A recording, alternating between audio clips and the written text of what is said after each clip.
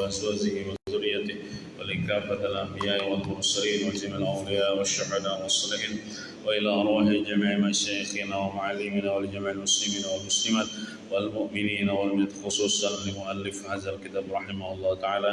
الفاتحة. أعوذ بالله من الشيطان الرجيم. بسم الله الرحمن الرحيم.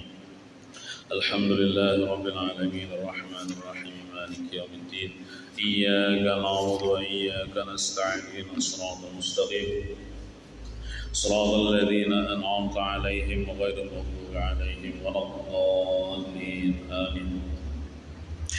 أعوذ بالله من الشيطان الرجيم. بسم الله الرحمن الرحيم. الحمد لله رب العالمين والصلاة والسلام على أشرف الأنبياء والمرسلين سيدنا محمد وعلى آله وصحبه أجمعين.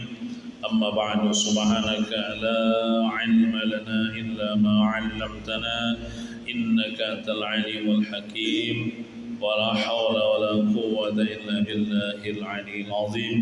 رب اشرح لي صدري ويسر لي أمري واحلل عقدة من lisani yafqahu qawli. Alhamdulillah, kembali kita dikumpulkan oleh Allah Subhanahu wa taala di dalam masjid ini untuk menuntut ilmu agama. Marilah kita berniat i'tikaf. Bismillahirrahmanirrahim. Nawaitu an a'taqifa fi hadzal masjid sunnatan lillahi ta'ala. Salawat dan salam semoga senantiasa tercurah kepada baginda Rasulullah sallallahu alaihi wasallam. Allahumma salli wa sallim ala sayyidina Muhammad wa ala ali sayyidina Muhammad. Halaman 124.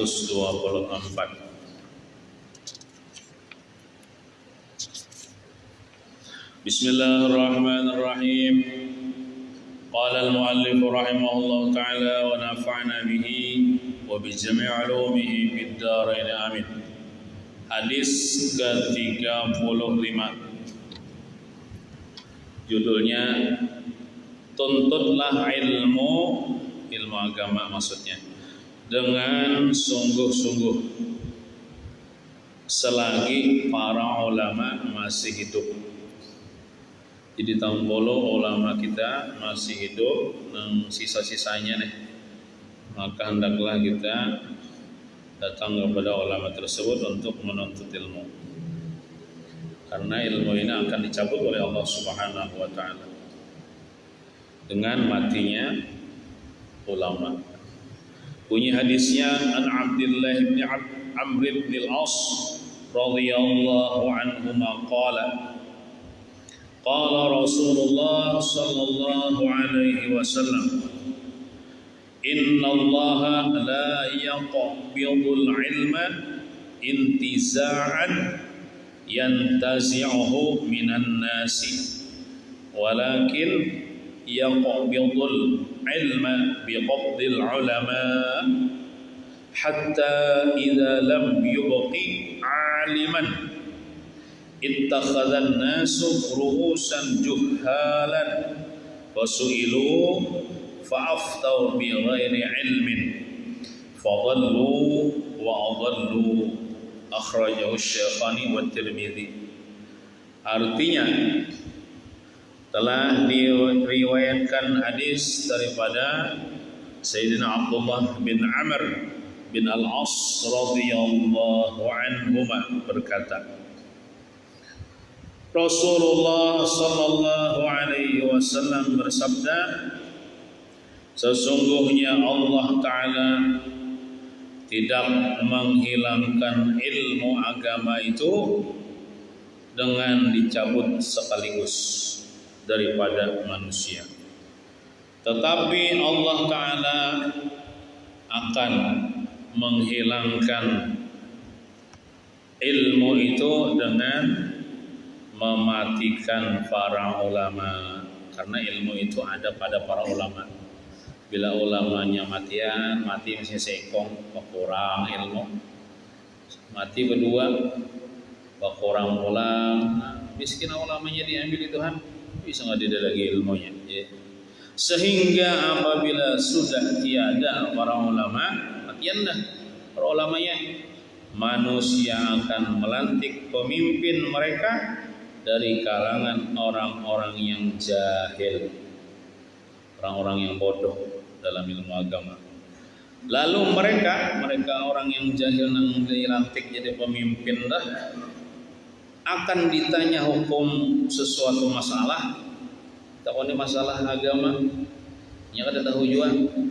Lalu apa? Maka mereka menjawab atau berfatwa tanpa ilmu pengetahuan agama. Lalu berhafal akhirnya apa? Maka mereka sesat dan menyesatkan orang lain. Di akhir zaman itu pasti terjadi tak? Matian sudah ulamanya, tinggal nanggung lagi tentang tersisa. Kalau mereka itu berfatwa itu berhafal aja, lalu mereka sesat dan menyesatkan orang yang bertanya itu. Hadis riwayat Imam Al-Bukhari, Imam Muslim, dan Imam At-Tirmizi. Keterangan sekarang ini, Jasirin, ini saat ini nih, zaman sekarang nih, kita merasakan bahwa bumi ini semakin tandus. Tandusnya dari apa dulu?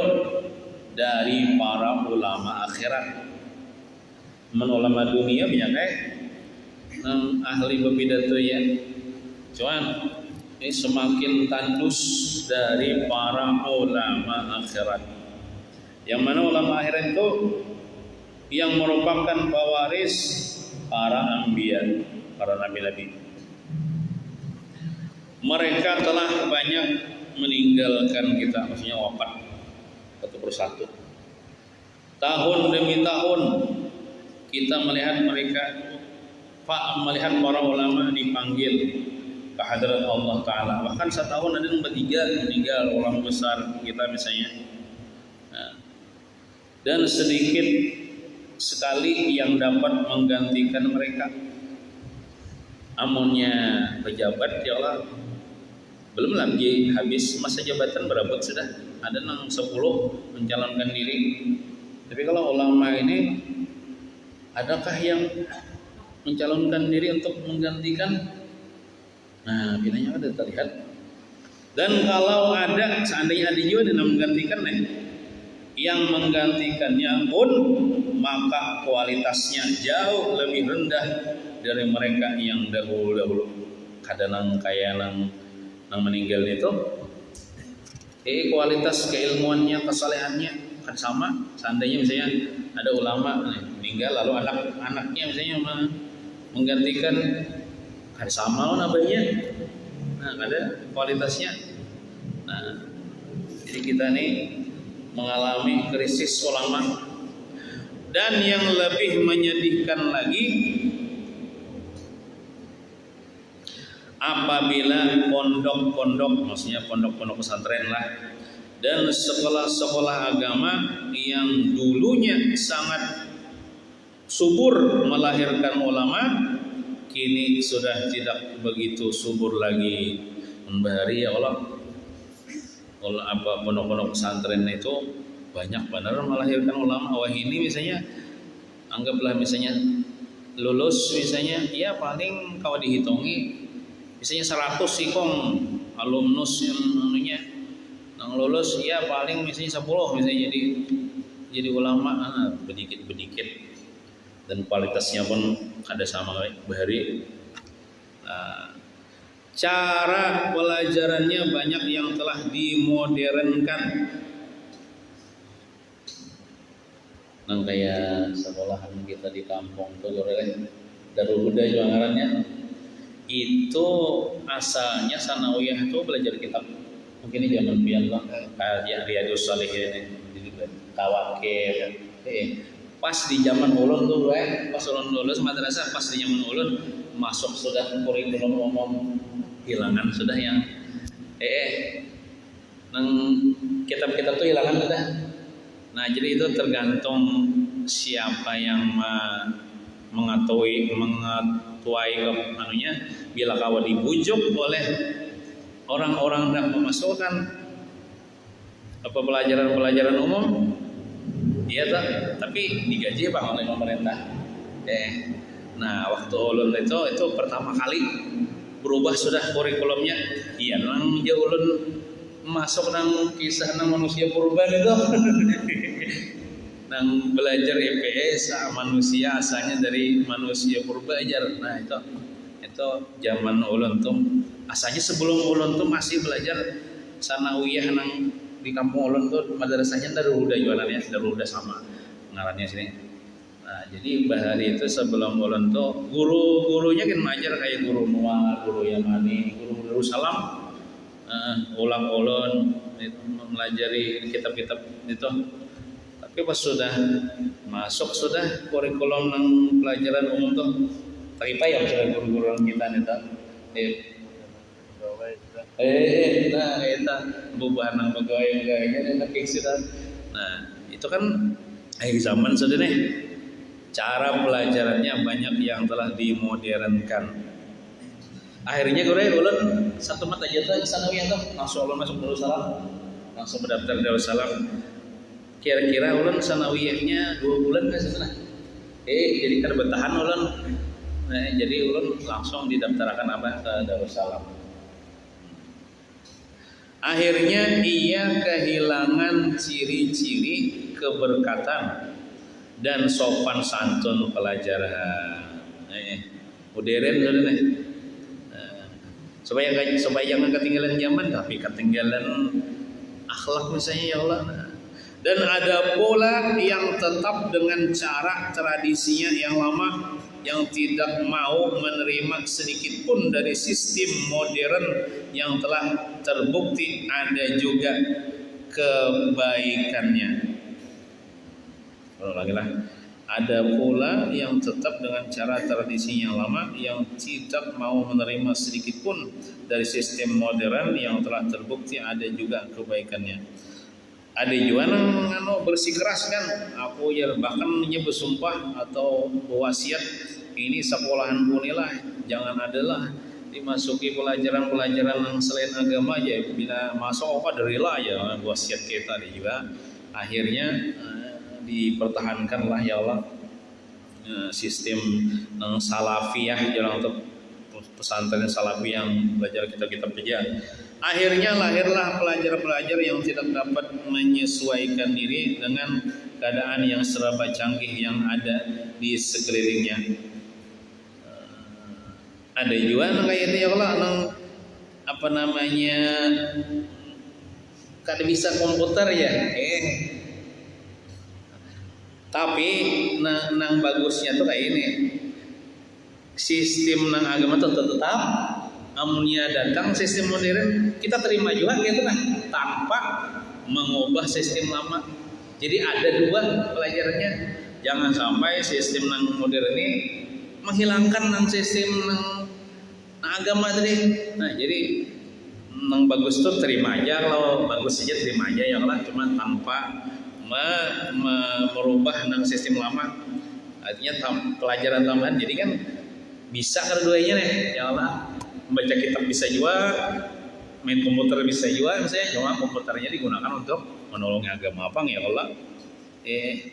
Nah di segi lain pula banyak pelajar yang datang ke pondok-pondok pesantren bukan dengan keinginannya sendiri. Ini tadi kan sistem pelajarannya ini masalahnya nih dirinya ini kedah pon dari kemauan lalu misalnya dipaksa misalnya nah tetapi atas paksaan dari orang tuanya. Nah dan ada pula yang datang belajar ke pondok pesantren sebagai pelarian dari keadaan yang sudah tidak dapat terkawal di kampung halaman. Iya jarang ya tuan guru kita di pesantren ini kayak pilihan terakhir. Di situ ditolak, mau macal orangnya. Di situ ditolak, di situ ditolak. Terpaksa aja ke pesantren ya kata-katanya tuh. Terpaksa aja kemudiannya tuh pilihan terakhir. Padahal ujar tuan guru kita, bila anak tuh pintar, masuk ke pesantrennya menjadi alim, menjadi ulama. Pian tuh lah bisi anak pintar. Misalnya belima, ada misalnya pintar saikong, nang pintar tuh masuk kan pesantren. Supaya pesantren itu melahirkan ulama. Amunnya nang bungol, nang macal dimasukkan pesantren, timbul kini mempengaruhi orang, membawa negara bagus ke pesantren. Nah, mau kayak bengkel atau pesantren, Nah, sebagai pelarian ya dari keadaan yang sudah tidak dapat terkawal di kampung halaman. Ya, nang beliuran gurunya memadahi, malah melawan, malah menampar gurunya misalnya ya Allah. Nah, ini biasanya lah kalau anak kekanakan tuh lah, kalau masih umurnya masih kecil, belum balik, itu masih kawa kita memaksainya.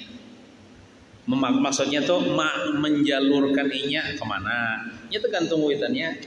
Artinya masih belum ganal benar lah, artinya masih tunduk lagi, masih nang injih ya, terserah kita matur kemana menyeluk. Tapi kalau sudah dewasa, anggaplah sudah balik, ini sudah tahu pergaulan, nah itu orang alih kan. Bila kita tuh hendak memasukkan ke pesantren, ya ini bisa melawan, ini bila mungkin karamian sudah dia dengan kawannya ke apakah, nah itu nang alih diatur. Jadi sebenarnya pendidikan agama tuh mulai dia sejak kecil. Kan ada hadis Nabi itu, kullu mauludin yuladu 'alal fitrah. Setiap anak itu dilahirkan dengan fitrah suci. Ada sambungannya tuh, ada apa artinya? Tasarah abah mamanya hendak jadi Yahudi kah? Hendak jadi Nasrani kah? Hendak jadi Majusi kah? Nya nurut aja. Tergantung witannya. Sama itu juga itu pendidikan. Nah, jadi mulai kecil itu nya masih fitrah lagi berarti itu. Amun kita menyalurakan ke sini kita kayak ini soalnya nurut aja. Tapi kalau sudah gonol, bakal, nah itu tangali sedikit. Ada Jepang nang menurut. Cuman amun inya mengaras tangali sedikit. Nah, kita. Itu menurut kebiasaan malah menurut kebiasaan gitu. Ketika ibu bapak sudah habis akal untuk membimbing anak mereka, maka ketika itulah anak mereka diserahkan ke pondok untuk diperbaiki. Bagus aja Bang kayak itu, cuman terlambat sudah. Seharusnya mulai kecil. Sebenarnya membebani benar Bang. Ya Allah, mana macal lah, mana kata tapi pintar, mana bungol nih, dimasukkan Mas Andri itu kasihan gurunya nang kasihan. Jadi pondok-pondok ini sidin mengomentari nang zaman sekarang terjadi nih. Jadi sidin pondok-pondok pesantren dan sekolah-sekolah agama tidak ubahnya seperti bengkel untuk anak-anak yang sudah rusak. Nah, kenalah seandainya nih kan rusak lah, lalu dimasukkan ke bengkel, lalu dibaiki, lalu dididik, lalu baik. Itu siapa aja tuh nang baiknya ya? Anak siapa aja pintarnya aja. Abahnya lah. Tapi bila macal kita siapa gurunya aja. Nyoba ngaji di mana pun mak. Nah, gurunya nang jadi anunya biasanya kayak itu. Bila sudah pintar mama abahnya karena dibaikakan ya Allah anak siapa pintarnya aja. Bila sudah macal, di mana nyoba guru ya. Nah, untunglah kalau anak yang seperti ini dapat berubah. Amun kau berubah, amun berhasil gurunya mendidik, musiah kada berhasil merusak. Membawa apakah akhlak nang kada bagus dimasukkan. Di pondok roda malah jadi orang manyabunga misalnya lihat. Nah, kalau tidak misalnya ketemu berubah nih, maka akan berkumpul di pondok-pondok pesantren dan sekolah-sekolah agama anak-anak yang sudah tidak dapat diurusi lagi. Maka tampulan misalnya macam-macamnya lalu membentuk gengnya misalnya. Nah, maka dengan itu mereka akan membentuk satu fenomena baru dalam kawasan sekolah mereka. Berangin apa kayak Allah. Nah, jadi ibaratnya itu nang bagus dimasukkan ke pesantren itu nang pintar ya Allah, nang cerdas, nyamannya jadi ulama. Jarang sekali istilahnya kita mendapati orang tua yang memasukkan anaknya yang paling pandai, jarang loh ini. Nang pandai itu masih pintar. Dan yang paling baik ke pondok-pondok dan sekolah-sekolah agama. Biasanya bila nang pintar tuh ikam kayak sekolah, kuliah yang menjadi profesor, yang menjadi insinyur, yang menjadi pilot. Nah, padahal kepintaran itu digunakan untuk agama bagus benar ya. Justru anak-anak yang pandai itu banyak dihantar belajar ke sekolah-sekolah umum. Ini komentar sidin nih di zaman sekarang nih, nang bungol diantar ke pesantren. Nah, jadi kalau begitu istri, bagaimana nasib umat ini pada masa yang akan datang? Nah kan kisahnya nih, kisah akan dicabut ilmu nih dengan dimatikan para ulama. Jadi akal-akal kita untuk mencetak ulama kayak apa caranya? Kita bisa anak pintar masukkan ke pesantren. Misalnya anak pintar 10, masukkan ke pesantren 10, nyaman banyak ulama. Nyaman ilmu tuh terjaga dengan adanya para ulama. Nyaman, jangan sampai orang bodoh yang memimpin negara kita atau kampung kita bisa mesesat kita. Nah, apabila tidak ada satu kesungguhan dalam usaha melahirkan ulama, jadi harus ada usahanya tadi ya Allah, memasukkan anak ke pesantren ya Allah. Nah, oleh karena itu mari kita bersama-sama Yesiden mengembalikan martabat pondok-pondok pesantren ini dan sekolah-sekolah agama, martabatnya dikembalikan ulang, ditinggiakan ulang ke asal. Kenalah lamun nang buntat-buntatnya jadi pesantren, kina jadi buruk pesantren itu kina di mata masyarakat. Misalnya nang macal tadi, masuk pesantren pas bulik ke kampung lulus tetap jo macal, kira siapa nang buruknya? Hajar, lulusan pesantren hajar. Kira membayar di kampungnya, padahal orangnya tadi bukan pesantrennya.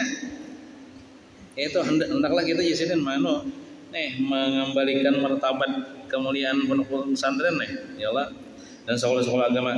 Mari kita menambah kualitas pelajar Yesiden. Guru-guru, tempat belajar yang memadai dan sistem pelajaran yang mengumpulkan antara cara tradisi yang penuh berkah dan sopan santun dan dengan cara modern yang dapat diambil manfaatnya. Jadi sidin inilah yang mengomentari masyarakat ini. Sidin kadang menolak cara modern itu, kadang menolak. Diterima juga ada manfaatnya, tapi nang tradisi pesantren nang kayak bahar itu tetap dipakai ya lah, jangan dihilangkan. Cuma nang modern nang zaman sekarang ini terima aja kalau ada manfaatnya, terima aja ya kalau. Nah, supaya lahir satu generasi yang seimbang dan mantap. Hati seimbang ini secara bisa. Ilmu dunia bisa juga, ilmu sains bisa juga, ilmu agama mantap juga. Jadi misalnya jadi gubernur beriman, gubernur bisa khotbah, gubernur bisa memimpin sembahyang dibayar, misalnya kan berisupan negara. Jadi secara bisa, misalnya tuan gurunya, sekalinya bisa menyupir pesawat ya. Nah, sini belajar ya masalahnya bagus banget. Nah, mempunyai kekuatan rohaniah dan fisik yang sehat, sehingga mereka dapat berhadapan dengan tantangan zaman yang sangat menggelisahkan kita ini. Namun kita belajar agama aja lah sebuting lah, ilmu nang modern ini kan kada dipelajari musia kita nih jejah orang kada bisa menggunakan pistol misalnya ya Allah ya kada bisa. Maka alat-alat senjata zaman sekarang ini picik di laptop aja meledak gitu negara orang. Jadi perlu juga belajar ya Allah. Bahkan dalam hadis itu belajar memanah ya Allah, belajar berkuda. Sekarang kan belajar menyetir ya Allah.